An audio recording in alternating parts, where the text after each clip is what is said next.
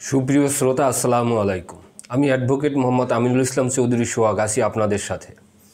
আজকে আমরা জানার চেষ্টা করব বন্টন দলিল কি, কেন বন্টন দলিলের প্রয়োজন, বন্টন দলিল করতে কি কি কাগজপত্র লাগে, বন্টন দলিল না করলে কি কি সমস্যা হয় এবং বন্টন দলিল কেন এত অতীব জরুরি।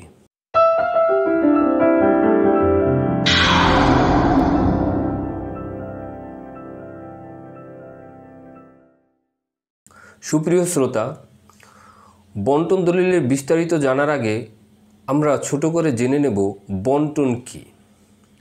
বন্টন হলো একটি প্রক্রিয়া, যে প্রক্রিয়ার মাধ্যমে ওয়ারিশগণ বা যৌথ মালিকানার যে সম্পত্তি থাকে সেই সম্পত্তিটা নিজেদের ভিতরে ভাগ বন্টন করে নেয়া। ধরা যাক কোনো এক ব্যক্তির 20% জমি আছে, তার ছেলে আছে 4 জন। এখন এই 4 জনের ভিতরে এই 20% জমি সমহারে বন্টন করা হবে, অর্থাৎ ভাগ করে দেয়া হবে। বন্টন দলিল না হলে কী ধরনের সমস্যায় আমরা পড়তে পারি? একসময় বন্টন দলিলের প্রয়োজন ছিল না। সেই এখন থেকে আরও 50 বছর, 60 বছর বা 70 বছর, যেটাকে আমরা আগের যুগ বলি বা আদি যুগ বলি, সেই সময় মানুষের মুখের কথাই ছিল বন্টন। অর্থাৎ তখনকার মানুষের মুখের যে ওয়াদা বা মানুষ যেটা বলতো সেটাই করার চেষ্টা করত।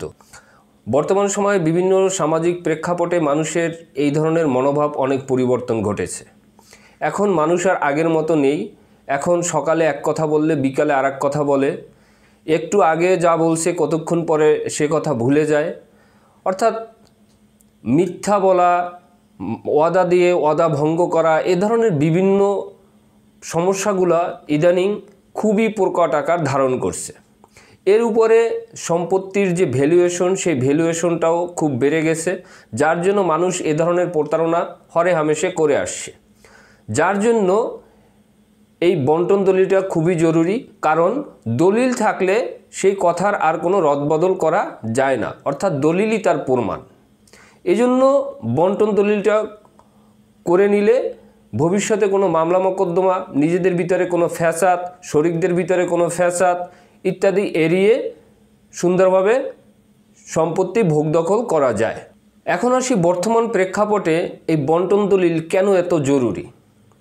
কারণ বন্টন দলিল না হলে আপনি যদি ওই সম্পত্তি মর্গেজ রেখে কোনো ব্যাংক থেকে ব্যাংক লোন করতে যান, আপনি পারবেন না, আপনার সেখানে বন্টন দলিল লাগবে। আপনি যদি ওয়ারিশ সম্পত্তির কোনো খাজনা পরিশোধ করতে যান, সেই ক্ষেত্রে আপনাকে নিজেদের নামে নামজারি করতে হবে এবং সেই নামজারির পূর্ব শর্ত হইছে বন্টন দলিল। অর্থাৎ বন্টন দলিল না হলে আপনার নামজারি করা বর্তমানে যাবে না। এরপরে যদি আপনার সন্তানকে যদি বিদেশে উচ্চশিক্ষায় শিক্ষিত করতে চান, তাহলে সেই ক্ষেত্রেও দেখা গেছে যে বন্টন দলিলের মাধ্যমে রাষ্ট্রের কাছ থেকে যে একটা ক্লিয়ারেন্স, সেই ক্লিয়ারেন্স নিতে হয়। বন্টন দলিল ছাড়া আপনি কোনো ওয়ারিশ সম্পত্তি বিক্রি করতে পারবেন না। বন্টন দলিল ছাড়া আপনি ওই সম্পত্তির মাধ্যমে কোনো আইনি কোনো কাজ আপনি করতে পারবেন না, যেমন জমি বিক্রি, ব্যাংক লোন, মর্গেজ, সেই ক্ষেত্রে আপনাকে বন্টন দলিল অবশ্যই লাগবে।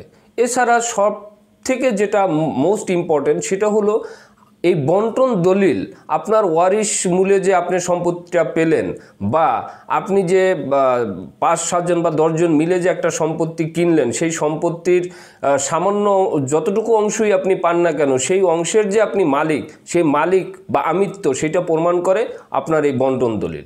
এই জন্য অবশ্যই আপনার এই বন্টন দলিল করে নিতে হবে। এখন আসি বন্টন দলিল করতে আপনার কি কি কাগজপত্রের দরকার হতে পারে।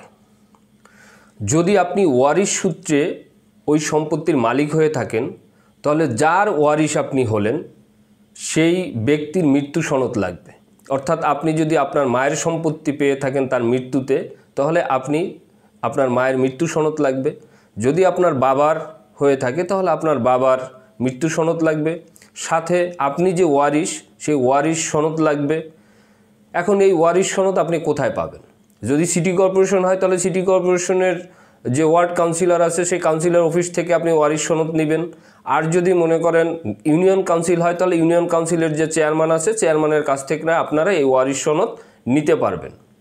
এরপর আপনার এনআইডি কার্ড লাগবে, আপনার ছবি লাগবে, সাথে যে সম্পত্তি আপনার বাবার থেকে আপনারা পেলেন সেই সম্পত্তি আপনার বাবার কিভাবে হলো, সে কি ওই সম্পত্তি ক্রয় করছে না সেও ওয়ারিশ মূলে পেয়েছে।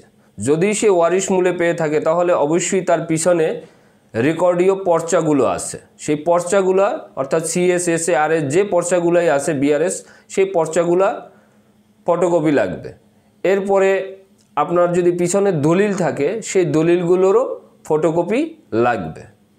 এই সমস্ত ডকুমেন্টসগুলোর মাধ্যমে আপনি আপনার নামে বন্টন দলিল করে নিতে পারবেন এবং এই বন্টন দলিল সহকারে পিছনের যে কাগজপত্রগুলো এগুলোর মাধ্যমে আপনার নামে আপনি আবার নামজারিও করে নিতে পারবেন। বন্টন দলিল দুই ধরনের হয়ে থাকে, এক হলো আদালতের মাধ্যমে বন্টন দলিল হয়, আবার সাব রেজিস্ট্রারের মাধ্যমে বন্টন দলিল হয়। আপনারা অনেকেই প্রশ্ন করতে পারেন যে আদালতের মাধ্যমে কিভাবে বন্টন দলিল হয়। আপনাদের ভিতরে দেখা গেল যে ভাই বোনদের ভিতরে বা যৌথ সম্পত্তি আছে, সেই ক্ষেত্রে নিজেদের ভিতরে সমস্যার সৃষ্টি হচ্ছে, কেউ বন্টন করে দিতে চাচ্ছে, কেউ চাচ্ছে না। এই ধরনের সমস্যা যখন হয় তখন যে কোনো একজন তার ন্যায্য হিস্সা দাবি করে সে বন্টন মামলা করে আদালতে। সে আদালতের মাধ্যমে সে যে রায় পায় সে আদালতের রায় চূড়ান্ত, সেই রায় অনুযায়ী আপনি আপনার সম্পত্তি বন্টন করে নিতে পারবেন। এটা হলো আদালতের মাধ্যমে বন্টন। আর যদি আপনাদের ভিতরে সমঝোতার মাধ্যমে কোনো বন্টন হয়, বন্টননামাটা করতে হয় সাব রেজিস্ট্রি অফিসে গিয়ে, অর্থাৎ সাব রেজিস্ট্রি অফিসে গিয়ে আপনাদের নিজেদের ভিতরে যে আপোষ বন্টন সেই আপোষ বন্টনের দলিলটা করে নিতে হয়। সুপ্রিয় শ্রোতা, আমার এই ভিডিওটি যদি আপনাদের ইনফরমেটিভ মনে হয়, আপনাদের যদি তথ্যবহুল মনে হয়, তাহলে অবশ্যই লাইক, কমেন্ট, শেয়ার করবেন এবং এই চ্যানেলটি সাবস্ক্রাইব করবেন। ধন্যবাদ। আসসালামু আলাইকুম।